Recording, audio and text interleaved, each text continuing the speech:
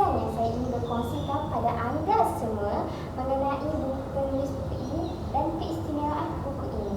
Buku ini diterbit oleh Rahida Aini, Muhammad Ismail dan Muhammad Ismail Othman. Rahida Aini ini adalah seorang merupakan anak kelahiran Bukit Jernih, Kedah. Beliau merupakan seorang pelajar daripada UUM, Universiti Utara Malaysia, Kedah, memperoleh ijazah sarjana pengurusan awam pada tahun 2013 dan beliau kini meneruskan pengajian peringkat PhD UUM. Manakala Muhammad Ismail Othman pula seorang yang cintakan bidang pendidikan sehingga beliau berkhidmat selama 17 tahun sebagai seorang pensyarah sehingga usia mencecah umur 74 tahun di Universiti Awam. Okey, baiklah, keistimewaan buku ini sangat menarik dan untuk pembaca dan sangat senang dibawa kerana saiznya bersaiz A5. Buku ini juga mengandungi 173 muka surat dan termasuk muka hadapan dan muka belakang. Jadi pengisian tajuk berkenaan ini adalah padat dan jelas. Baiklah, di sebelah kanan saya ahli panel pertama, Saudari Nazafah Syafiqah yang merupakan pelajar dari UPSI. Apa khabar saudari? Baik, terima kasih. Baiklah, seterusnya ahli panel kedua, Ayu berbaju kurung. Saudari Nur Arina juga merupakan pelajar dari UPSI. Apa khabar saudari? Khabar baik, terima kasih jemput saya untuk join forum ini. Baiklah, sebelum saya menyimpang dengan lebih jauh, soalan saya pada panel pertama dahulu. Apakah rasional disiplin dan kepentingannya?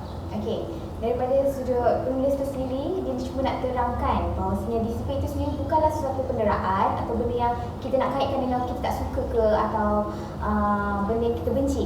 Tapi malah disiplin itu sendiri adalah untuk mengubahkan tingkah laku, menguatkan lagi rasa kasih sayang dan juga selari dan serasikan arahan dan amalan sosial itu yang kena dengan masyarakat kita.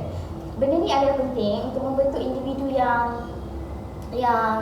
bersasiah baik, bertanggungjawab dan juga berperilaku yang kita semua boleh terima, masyarakat kita boleh terima. So keamanan itu akan terjaga.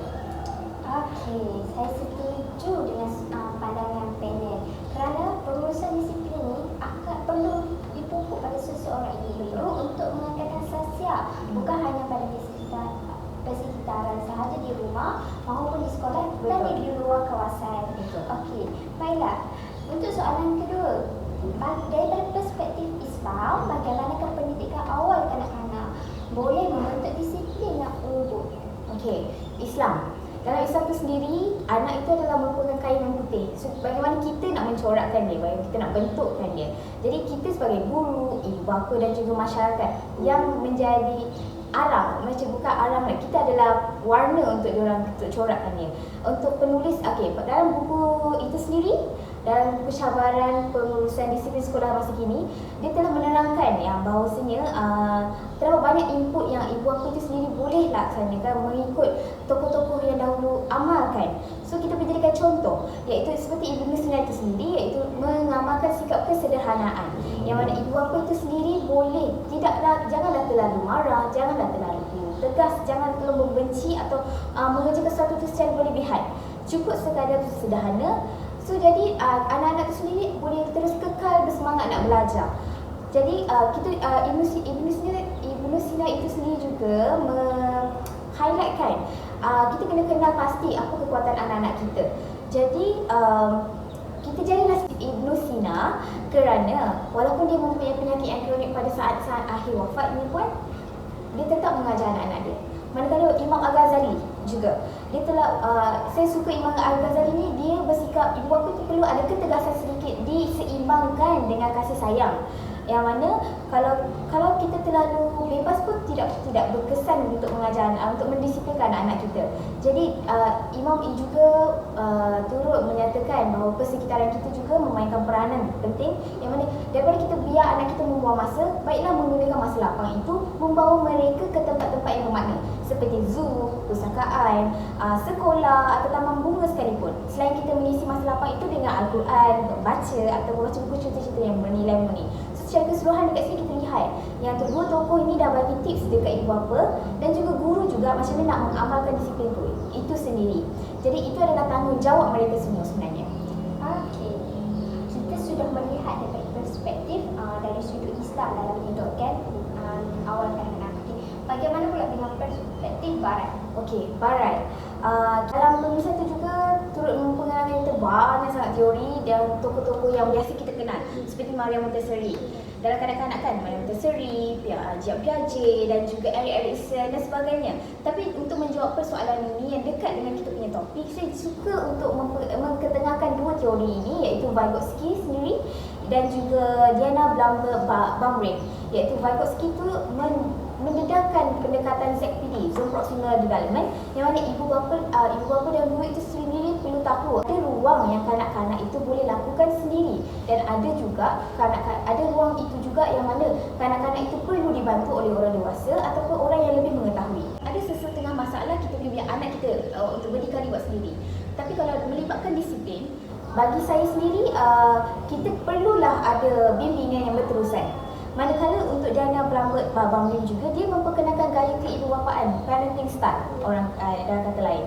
So ibu bapa yang memilih gaya penjagaan, gaya parenting yang terlalu authoritarian, iaitu membuat keputusan sendiri, ibu bapa saja yang menentukan segala-galanya, sudah pasti anak-anak itu akan bersikap keras. Dia tak nak, dia akan memberontak untuk membuat, sebab dia tak boleh nak buat keputusan. Berbeza autoritatif yang mana ibu bapa itu menyediakan panduan dan anak-anak juga bebas dan tak menyusahkan kanak-kanak. Maksudnya anak itu boleh membuat keputusan sendiri, boleh menyatakan apa yang ketidakpuas hatian dia. Berbeza pula dengan permisif. Permisif itu terlalu bebas, yang mana ibu bapa tiada halangan, tidak langsung mengatakan tidak untuk satu benda yang salah. Iaitu pula tak bolehlah. Itu dah terang-terang disiplin anak-anak itu akan menjadi merosot, bercudang. Faham. Jadi kedua-dua perspektif ni, kalau kita melihat ada daripada perspektif Barat ni, kita perlu mengambil hanya tertentu sahaja. Betul. Dan daripada keseluruhan kita sebagai umat Islam, perlulah ambil perspektif kesederhanaan dalam mendidik anak-anak. Jadi baiklah, untuk soalan seterusnya pada panel pertama pula, apakah pendekatan disiplin yang sesuai dilaksanakan?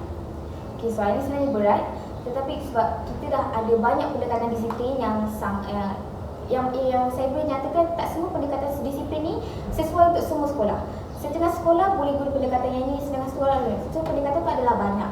Jadi kat sini saya nak utarakan dua saja. Pendekatan keseluruhan sekolah yang diperkenalkan oleh Short dengan Benton, yang mana fokus utama dia adalah komitmen dan juga sokongan daripada guru itu sendiri untuk membentuk persekitaran disiplin yang baik. Manakala untuk pendekatan bagi Michael Pellery pula, dia ada dua pecahan pendekatan, iaitu perlakuan, iaitu guru itu sendiri mengenal pasti untuk menguatkan disiplin di sekolah. Manakala yang kedua adalah diagnostik.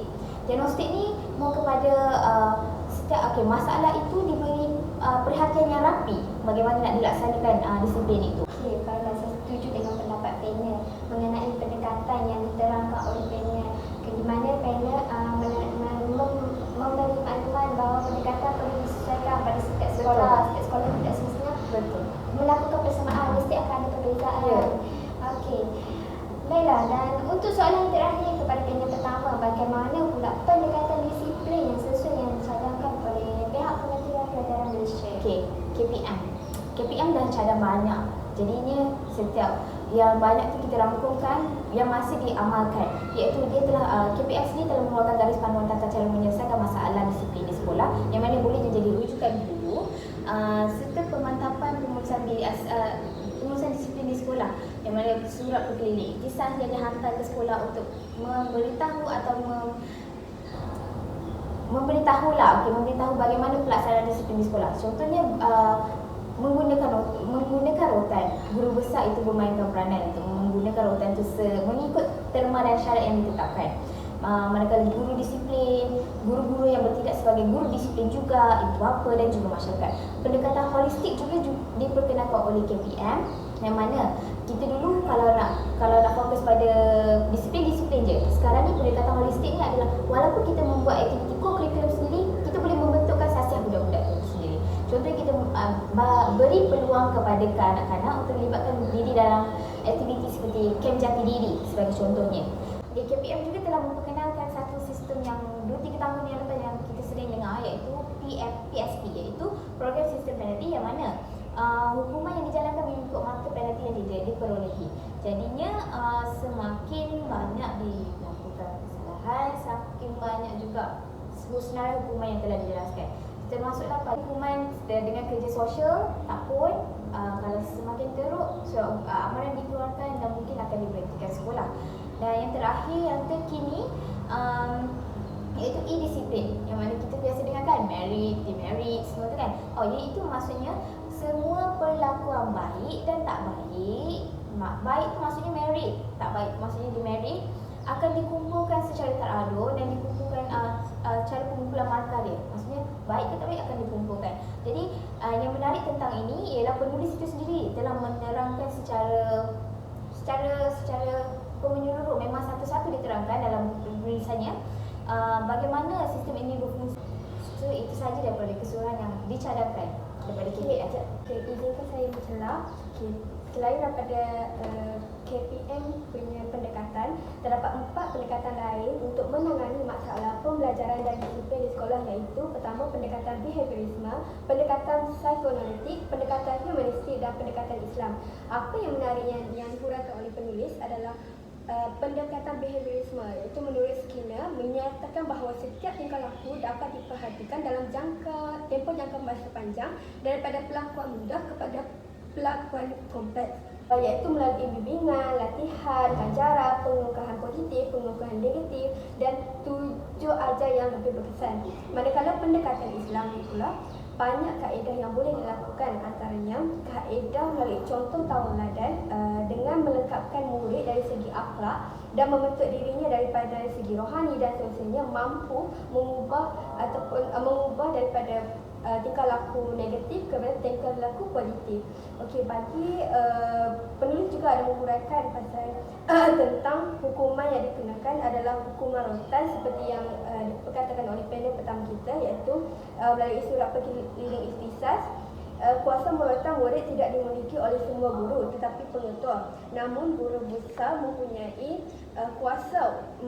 hak untuk menurunkan kuasa dengan kebenaran bertemu. Itu saja untuk saya. Terima kasih. Saya setuju dengan pendapat panel, program panel mengenai pendekatan yang digunakan dengan pendekatan yang ini adalah sangat baik untuk membentuk akhlak kepada pelajar.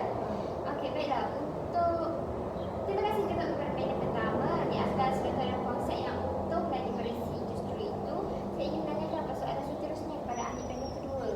Adakah ibu bapa memainkan peranan penting dalam meningkatkan disiplin pelajar? Ya, ibu bapa memainkan peranan yang sangat penting dalam meningkatkan disiplin pelajar. Okey, menurut penulis, peraturan disiplin sepatutnya diterapkan daripada usia muda lagi dan di rumah. Okey, ada dalam pepatah Melayu menyatakan melentur gunung biarlah dari rebuhnya. Oleh itu, ibu bapa ni memainkan peranan penting dalam mematuhi dan mendidik peraturan. Dengan peraturan yang dilaksanakan mestilah rasional dan mengikut peringkat umur anak. Kerana tidak semua peraturan boleh diterapkan sekaligus daripada usia muda. Jadi malahan sikap tegas, konsisten dan adil semasa peraturan dilaksanakan perlu untuk memastikan anak-anak tu memahami bahawa ibunya serius dalam peraturan tersebut. Okay, saya setuju dengan pendapat panel kedua. Hal ini kerana jika ibu bapa tidak memberi perhatian dan tidak menyediakan persekitaran yang kondusif kepada anak-anak, jadi ia akan berlaku penyelisihan faham antara satu sama lain. Okey, jadi untuk soalan yang seterusnya, pemimpin memainkan peranan yang penting dalam pengurusan disiplin dalam sebuah pentadbiran. Jadi apakah tindakan pengetua yang berkesan dalam menangani masalah disiplin? Silakan. Okey, seperti dikatakan oleh moderator kita, pemimpin ini sangat penting dalam pengurusan disiplin di sekolah. Jadi apa yang kriteria yang penting adalah iaitu mencadangkan kepuasan dan keserasian guru-guru dengan dasar disiplin yang telah dilaksanakan. Hal ini kerana kalau pelaksanaan pengurusan disiplin itu tidak serasi dengan guru, maka pengurusan itu adalah gagal. Jadi pendapat sebagai pemimpin juga, iaitu pengetua guru besar, perlu menerima pendapat daripada guru-guru lain seperti guru disiplin, kaki tangan, bagaimana pelaksanaan pengurusan disiplin ini dapat dilaksanakan dengan lebih berkesan lah. Jadi dari sini peranan pemimpin itu sendiri sebenarnya dapat menjayakan pengurusan pemimpin yang lebih cemerlang dalam sekolah. Jadi penting ni kan peranan penentu adalah pentadbiran pengurusan sekolah supaya lebih proaktif dalam pencegahan masalah disiplin yang berlaku. Okey, untuk soalan terakhir bagi panel kedua, apakah cadangan menangani masalah disiplin pelajar yang boleh diaplikasikan dalam sekolah? Okay, menarik sekali soalan itu ya. Jadi antara cadangan yang diterapkan oleh penulis adalah penggunaan ICT dan masjid dijadikan sebagai perantaraan alternatif untuk proses membentuk akhlak remaja. Okay, gabungan alternatif ini adalah iaitu daripada ICT, murid-murid dapat mencari maklumat carian untuk membangun jati diri mereka dan bagaimana kesan daripada tindakan mereka. Contoh macam vandalisme. Okay, kesannya apa? Jadi bila murid itu sendiri yang mencari itu maklumat itu, jadi dia memahami kesan ni begini berbanding daripada cikgu memarah atau korotan. Jadi bila mereka mencari maklumat itu sendiri, mereka memahami konsep itu dan masuk, dan mungkin mereka akan berlakulah perubahan ataupun perubahan tingkah laku mereka kepada positif. Okey, bagi masjid pula, bagi pendapat penulis adalah ianya sebagai tempat interaksi dan sesama diri dalam membentuk akhlak yang baik. Terdapat sekolah-sekolah yang melaksanakan perbincangan ataupun usrah, yang mana kat situ ada guru ataupun senior yang akan memberi pendapat ataupun memberi nasihat segalanya. Di situ penghubungan antara murid itu sendiri dapat membentuk dan memurangkan masalah disiplin di sekolah tersebut. Okay, itu sahaja dari saya. Terima kasih. Okey, terima kasih kepada panel kedua atas pandangan yang amat bernas sebentar tadi. Sekarang sudah terang lagi bersuluh. Sebenarnya buku cabaran pengurusan disiplin sekolah masa kini memberi manfaat kepada semua guru-guru di sekolah dan juga ibu bapa di rumah. Hal ini kerana pengisian yang disampaikan amatlah berkait rapat dengan disiplin yang berlaku di sekolah-sekolah pada zaman sekarang. Jadi peranan semua pihak iaitu ibu bapa, guru dan pihak sekolah perlu berganding bahu untuk membantu pelajar dalam menzahirkan emosi pelajar yang betul dan memberi panduan mengenai bentuk tindakan disiplin yang boleh dilakukan di rumah dan di sekolah. Okey, baiklah, sampai di sini saja forum perbincangan kita pada hari ini. Sekian, terima kasih. Terima kasih.